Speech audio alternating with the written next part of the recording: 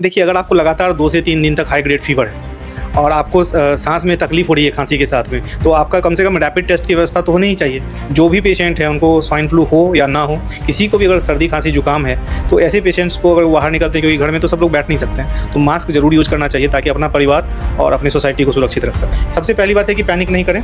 अगर आपको फ्लू जैसा सिम्पटम है, तो तुरंत कोई एंटीबायोटिक नहीं लें। जैसा बुखार आता है, उसमें शरीर में बहुत ज़्यादा दर्द होता है, तो पेन किलर ना लें। अगर आपको लगता भी है तो आप पैरासीटामोल ले सकते हैं, एडिक्वेट हाइड्रेशन ले सकते हैं। नमस्कार, आप लोग देख रहे हैं सारसाना और मैं हूं आपके साथ संदीप मिश्रा।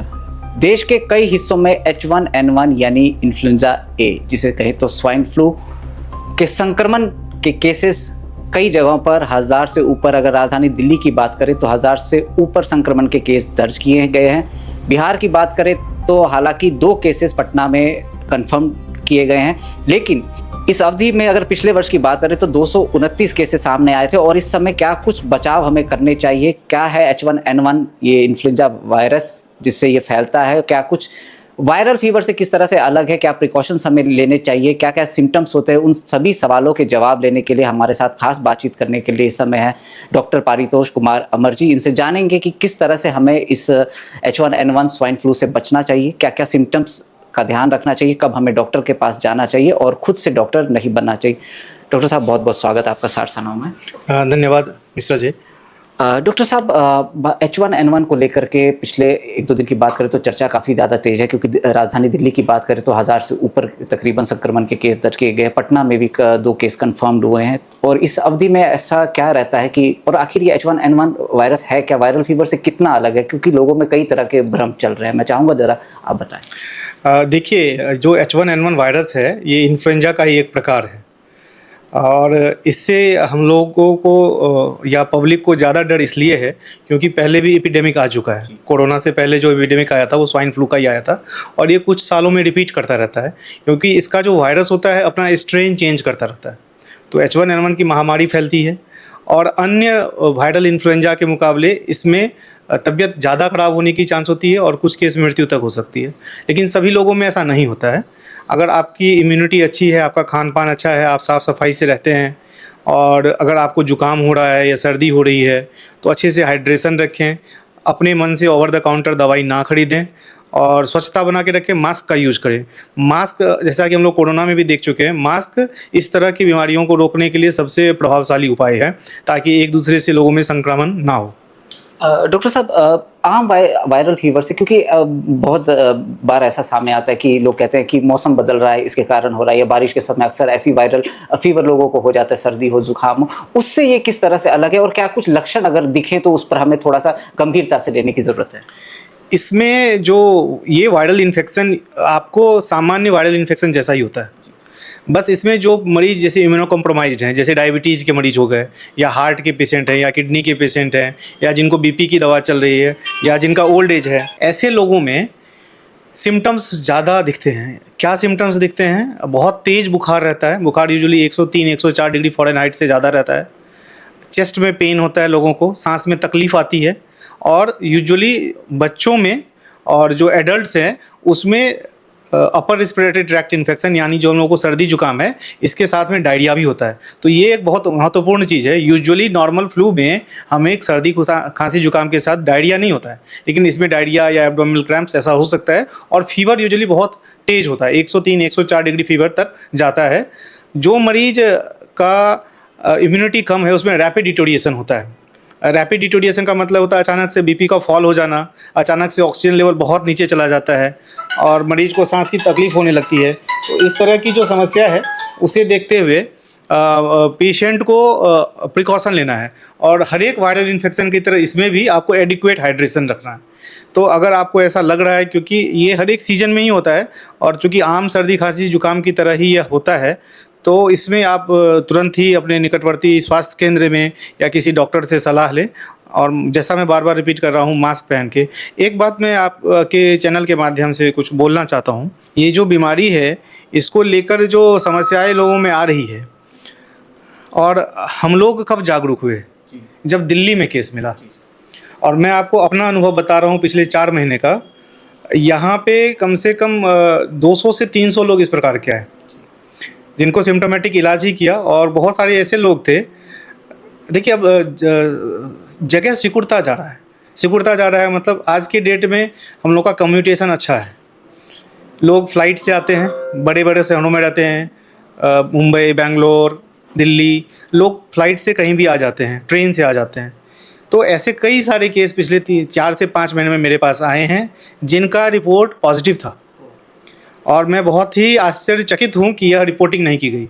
क्योंकि आप बोलेंगे आपने क्यों रिपोर्ट नहीं किया, तो एक्चुअली मैंने जांच ही नहीं कराया। सहरसा में ये सुविधा ही नहीं है, जांच काफ़ी महंगा है, लोग अफोर्ड नहीं कर सकते हैं। हम लोग जानते ही, हम लोग के यहाँ स्वास्थ्य का जो स्थिति है और जांच से संबंधित जो भी ये जांच इतने महंगे हैं कि लोगों को अफोर्डेबिलिटी में बहुत इशू होता है।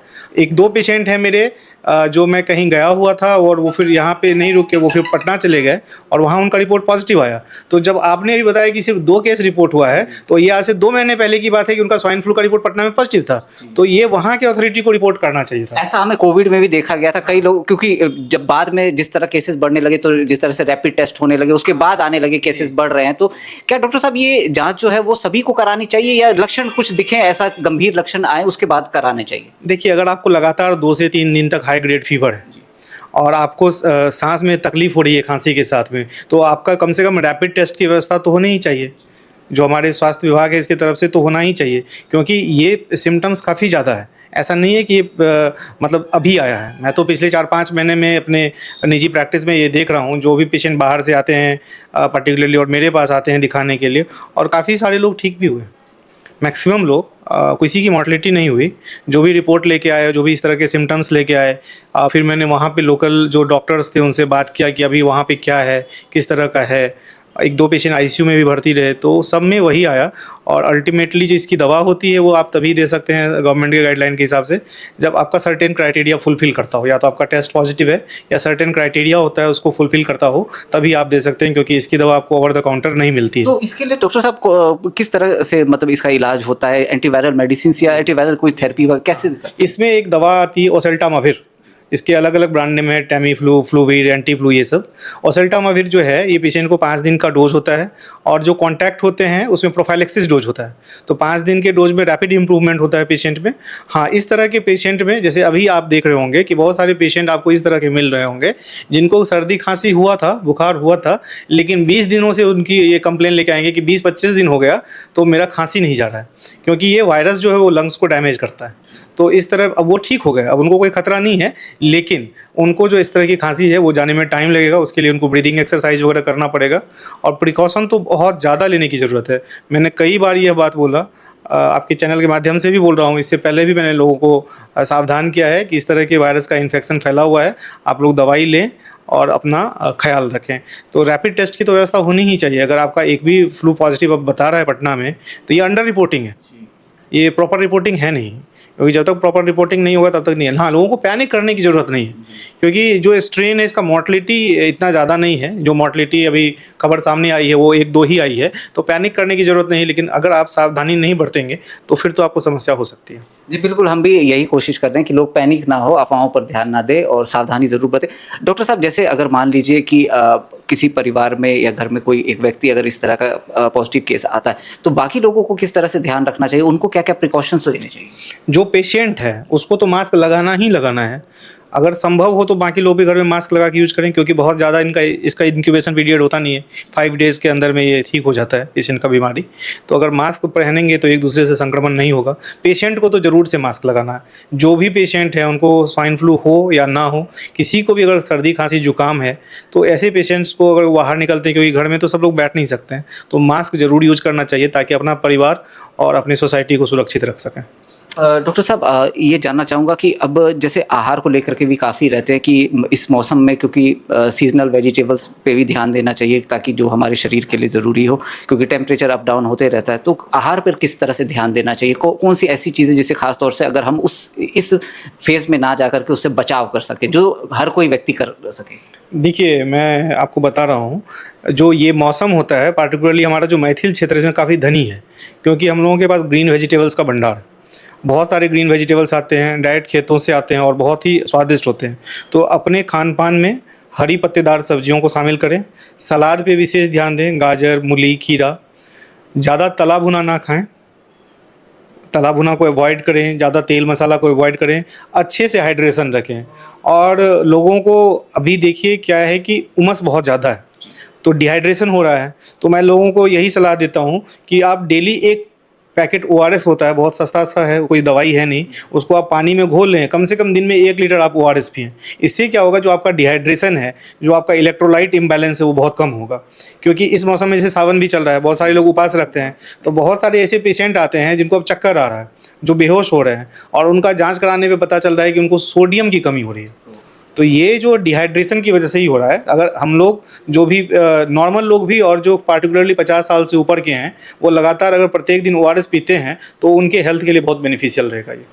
अंत में डॉक्टर साहब आखिरी सवाल करूंगा, जिस तरह से कल सावन ख़त्म हो जाएगा, उसके बाद कई सारे लोग सावन में कई चीज़ों का परहेज़ रखते हैं, कई चीज़ों को अवॉइड करते हैं, लेकिन फिर एकदम से शुरू हो जाती है, आहार बदल जाता है, डेली रूटीन बदल जाता है, तो क्या बॉडी पर इम्पैक्ट पड़ता है? उस चीज़ को किस तरह से ध्यान रखना चाहिए? और कुछ महत्वपूर्ण 1-2 बातें मैं चाहूँगा कि आप व्यूवर्स को ज़रूर बताएं कि इस समय किन चीज़ों से ध्यान रखना चाहिए, क्योंकि कुछ एक जैसे 1.5 महीने बाद फिर हम समर सीजन से हम मूव कर देंगे विंटर की तरफ, तो किन बातों का ध्यान रखें वो आने वाले? देखिए, जैसा आप बोल रहे हैं, आपने तो नाम नहीं लिया, नॉन वेज फूड की आप बात कर रहे हैं।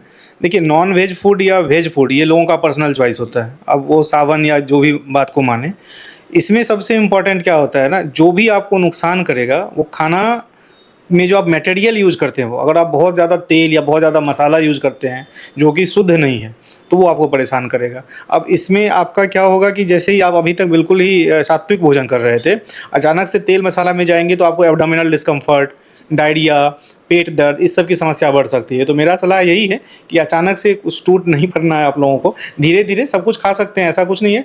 अगर आप स्वच्छ आहार खाएँगे किसी भी प्रकार का, चाहे वो वेजिटेरियन डाइट हो या नॉन वेजिटेरियन डाइट हो, इसमें किसी भी प्रकार के डाइट में आपको दिक्कत नहीं होगी, बशर्ते खाना साफ-सुथरा होना चाहिए। पानी आपका अच्छा होना चाहिए, पानी की समस्या हमारे क्षेत्र में काफ़ी ज़्यादा है, और पानी अगर नहीं होता है तो उबाल करके, ठंडा करके पिएँ, क्योंकि पानी से भी बहुत सारी समस्या हम लोगों के क्षेत्र में है। मेरा सुझाव आपके चैनल के माध्यम से सभी जो भी मुझे देख रहे हैं, उनको यही कहना है, सबसे पहली बात है कि पैनिक नहीं करें। अगर आपको फ्लू जैसा सिम्पटम है तो तुरंत कोई एंटीबायोटिक नहीं लें। ये जो प्रचलन है ना, मैं देख रहा हूँ, मैं लगभग 1.25 साल से अपने क्षेत्र में वापस प्रैक्टिस कर रहा हूँ। यहाँ पे एक प्रचलन बहुत गलत है कि कुछ भी होता है, लोग सबसे पहले जाके एजिथ्रोमाइसिन और ऑगमेंटिन खरीद के खा लेते हैं। ये ओवर द काउंटर मिल रहा है। इससे क्या हो रहा है, इनका जो गट का फ्लोरा है, गट में जो हमारे अच्छे बैक्टीरिया होते हैं, जो हमको पोषण देते हैं, विटामिन B12 बनाने में हेल्प करते हैं, हम लोगों के खाना को पचाते हैं, वो डिस्ट्रॉय हो जाते हैं। जब वो डिस्ट्रॉय हो जाते हैं तो धीरे धीरे आपको एब्डोमेन संबंधित सारी समस्याएं होने लगेंगी, फिर आपका खाना नहीं पचेगा ये सब। तो तुरंत एंटीबायोटिक नहीं लें। अगर जैसा बुखार आता है उसमें शरीर में बहुत ज़्यादा दर्द होता है तो पेन किलर ना लें। अगर आपको लगता भी है तो आप पैरासीटामोल ले सकते हैं, एडिक्वेट हाइड्रेशन ले सकते हैं। पेन किलर इसलिए मैं मना करता हूँ क्योंकि पेन किलर लेने से आपका प्लेटलेट कम होता है। और वायरल फीवर अलग अलग तरह के हो सकते हैं। डेंगू के भी केसेज आए हैं सामने। डेंगू ऐसा नहीं है कि सहरसा में नहीं है, डेंगू का भी केस आया है, मलेरिया का भी केस आया है। तो इन सारे में अगर आप पेन लेते हैं, कोई भी NSAIDs लेते हैं जो दर्द की दवा है, उससे आपका प्लेटलेट और नीचे गिर जाएगा। तो पैनिक नहीं करना है, ओवर द काउंटर मेडिसिन नहीं लेना है। और गांव घर में तो जो क्वैक प्रैक्टिस है उसमें तो लोग डायरेक्ट इंजेक्शंस ले लेते हैं, इतने हायर रेंज के इंजेक्शन, वो मैं देख के हैरान रखता हूँ, वो ले लेते हैं। उससे बचें क्योंकि उससे आपका शरीर धीरे धीरे ख़राब होता जाता है। चौथी चीज़ है कि एडिक्वेट हाइड्रेशन, बहुत अच्छे से पानी पिएं, ORS पिएं, नारियल पानी पिएं, बाहर के खानों को परहेज करें। बाहर के जो फास्ट फूड होते हैं या जो इस तरह के ऑयली आइटम होते हैं जो शाम में भीड़ लगी रहती है, उस चीज़ों से परहेज करें, तभी आपका सेहत ठीक रह सकता है। तो स्वच्छ रहें, स्वस्थ रहें और पैनिक ना करें। बस इतना ही मैं आप लोगों को कहना चाहूँगा। बहुत बहुत शुक्रिया डॉक्टर साहब अपना कीमती समय देने के लिए। ये थे हमारे साथ खास बातचीत करते हुए डॉक्टर पारितोष कुमार अमर, जिन्होंने तमाम चीज़ें बताई कि किस तरह से हम इस संक्रमण से, बीमारियों से बच सकते हैं, क्या क्या लक्षण होते हैं H1N1 वायरस के। तमाम चीज़ों का इन्होंने जवाब दिया और तमाम लोगों से भी हमारी अपील रहेगी, अपने स्वास्थ्य का बेहद ख्याल रखें, अफवाहों पर ध्यान ना दें, सावधानी बरतें क्योंकि सावधानी है ज़रूरी। बाकी तमाम खबरों के लिए बने रहिए हमारे साथ, देखते रहिए सारसा नाउ। नमस्कार।